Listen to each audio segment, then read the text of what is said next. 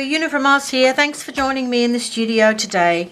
I went through one of my storage boxes that I haven't been through for a very long time and found these little packets of ephemera. Now it looks like they've got some stickers and papers, a doily, a little bit of string. The papers are all different sizes and they come in sort of themes. So this one is Renaissance, this one is Dark Forest, this is Herbaceous World, this one is Time and Space Letters, and there's another Herbaceous World. Obviously I really like Herbaceous Worlds.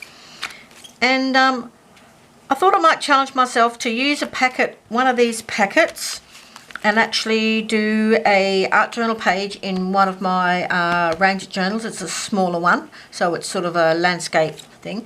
I'm not 100% sure what's in these. I really haven't opened them. Anyway, so I might choose this one, Time and Space Letters. It'll just be one of these make it up as we go along jobs because I have no idea what's in here and I have no plan. So come along with me and see what we can create today.